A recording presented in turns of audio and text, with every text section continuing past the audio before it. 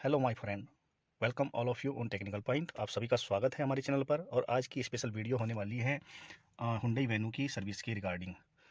जैसे कि हमने पहले भी वीडियोज बनाए हुए हैं, तो अभी इस वीडियो में हम आपको स्पेशली बताएंगे कि अगर हम सर्विस करवाते हैं तो किन चीज़ों का हमें ध्यान रखना चाहिए, और स्पेशली कॉस्ट जो होती है वो किसके ऊपर डिपेंड करती है। क्योंकि जानकारी ना होने के कारण बहुत बार क्या होता है कि हम लोग क्या करते हैं कि हमें जानकारी होती नहीं है और हम सर्विस सेंटरों के झांसे में आकर हम अपने पैसे का जो नुकसान कर बैठते हैं, और हम सही चीज़ ना पता होने के कारण हम ज़्यादा हर्जाना उसका भुगतते हैं। तो इन सभी चीज़ों का ध्यान रखने के लिए स्पेशली मैं ये वीडियो बना रहा हूँ, और मैं आपको अपना एक्सपीरियंस इस वीडियो में बताऊँगा। बाकी आप लोगों को अच्छा लगे तो आप वो चीज़ करिए, अदरवाइज़ देख तो सकते ही हैं, क्योंकि कोई भी चीज़ है आपको एक नॉलेज दे के जाती है। तो एक नॉलेज के लिए ही सही इस वीडियो को आप देखिए। तो चलो वीडियो स्टार्ट करते हैं। तो रिसेंटली मैंने अपनी गाड़ी की सर्विस करवाई है, जो कि मेरी थर्ड सर्विस थी, तीसरी सर्विस। आप जानते हैं कि कोई भी गाड़ी जब हम नहीं लेते हैं तो उसके 3 सर्विसेज जो होती है कंपनी की तरफ से वो फ्री दी जाती हैं। और ये जो फ्री सर्विसेज होती हैं, अगर हम इनको नहीं करवाते हैं तो इसका खामियाजा हमें भुगतना पड़ता है। जब कोई इंसिडेंट हमारे साथ हो जाता है तो उस टाइम पर कंपनी हाथ खड़े कर देती है, और हमें कोई भी जो गारंटी या फिर वारंटी कंपनी देती है उसको क्लेम करने का कोई हक नहीं रह जाता है। ये क्लियरली लिखा हुआ है, उनकी जो इंस्ट्रक्शंस और क्वेश्चंस उन्होंने दी हुई है गाड़ी के साथ। ये किसी भी कंपनी के साथ यही चीज़ें होती हैं और आप उसमें कुछ नहीं कर सकते हैं। तो जो भी सर्विसेज हैं वो हमें स्पेशली जो भी सेंटर्स होते हैं वहीं से, जो ऑथराइज सेंटर है वहीं से करवानी चाहिए। और पक्का ध्यान रखना चाहिए कि हम जो सर्विस सेंटर चूज़ कर रहे हैं वो ऑथराइज्ड है अदर देन अनऑथराइज्ड है।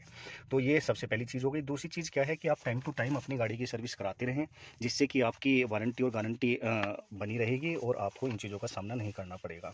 तो चलिए अभी मैं आगे आपको बताता हूँ। तो ये देखिए, मैं आपको इनवॉइस दिखाता हूँ। ये मेरी गाड़ी की इनवॉइस है, जो मैंने थर्ड सर्विस करवाई है अपनी गाड़ी की, उसकी ये इनवॉइस है। और ये मेरी थर्ड सर्विस है, और सेकंड सर्विस की इनवॉइस भी मैं आपको दिखा देता हूँ। जब मैंने सेकंड सर्विस ये करवाई थी तो उसकी इनवॉइस भी इस वीडियो में आप देख सकते हैं। उसका वीडियो भी मैंने पहले डाला हुआ है, उसको भी आप जाकर देख सकते हैं। तो ये भी आप देख सकते हैं। और दोनों ही सर्विस मैंने एकदम बिल्कुल बेस्ट जो चूज होती है, हमारी चॉइस होती है, उसके अकॉर्डिंग मैंने करवाई है। और मैं जो मुझे अच्छा लगा वो मैंने अपनी गाड़ी में करवाया। कंपनी कभी भी आपको फोर्स नहीं करेगी कि आप ये चीज़ कराइए, वो आपको बताएंगे। बाकी आपका काम है, आपको जो चीज़ अच्छी लगती है वो आप करवा सकते हैं। तो चलिए देखिए, आप मेरा डैशबोर्ड देख सकते हैं, और यहाँ पर आपको दिखाई देगा जो मेरी गाड़ी है वो चल गई है। और एसी अगर काम करना बंद कर दे तो उससे बहुत ज़्यादा प्रॉब्लम हमारी गाड़ी में आ सकती है, और हमें उसके लिए एक अच्छी खासी कॉस्ट चुकानी पड़ती है। इसलिए एसी को आपने ज़रूर करा लेना चाहिए, क्योंकि उसकी अगर आप सर्विस कराते रहेंगे तो कंपनी उसको वारंटी में हमें क्लेम देती है। तो ये एसी का इसके साथ आप देख सकते हैं। एसी का जो मैंने इसमें ये करवाया हुआ है वो 575 रुपये के करीब मुझे पड़ा है। सर्विस फ्री थी, इसलिए जो लेबर चार्ज है वो जीरो है। और टोटली 1266 रुपये का यहाँ पर ऑयल चेंज हुआ है, और एक जो विंडशील्ड जो यू वॉशिंग करते हैं उसका 16-17 रुपीज़ के करीब वो था। ऑयल फिल्टर सिर्फ 90 रुपीज़ का था। टोटली जो कॉस्ट आ गई लास्ट में वो आ गई 2300 रुपये। तो I think it's much be better than for everything. मेरे लिए भी अच्छा है और जो मेरी गाड़ी है उसके लिए भी अच्छा है। बाकी बहुत सी चीज़ें थी वो मैंने नहीं करवाई हैं, जैसे कि गाड़ी का अलाइनमेंट था, व्हील अलाइनमेंट था, व्हील एनालाइजर के थ्रू था, व्हील बैलेंसिंग था।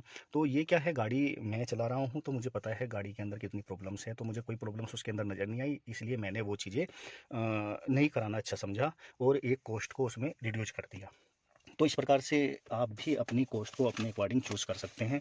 क्योंकि गाड़ी अगर कंपनी बोलती है 20,000, ठीक है, 20,000 आपकी गाड़ी चलनी चाहिए, और साथ ही साथ आपका जो विंटेज है वो 2 साल होना चाहिए।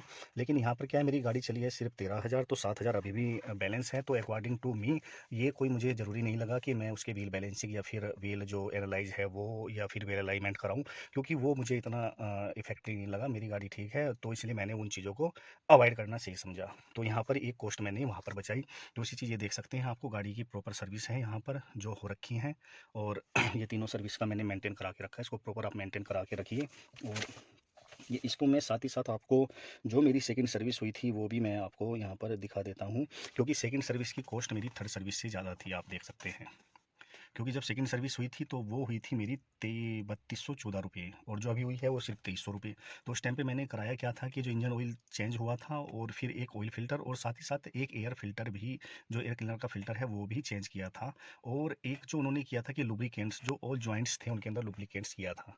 तो ये सब चीज़ें जोड़कर वहाँ पर भी मैंने कुछ चीज़ों को अवॉइड कर दिया था। अदर देन वो भी सर्विस मेरी 6-7 हज़ार रुपये करीब जाने वाली थी।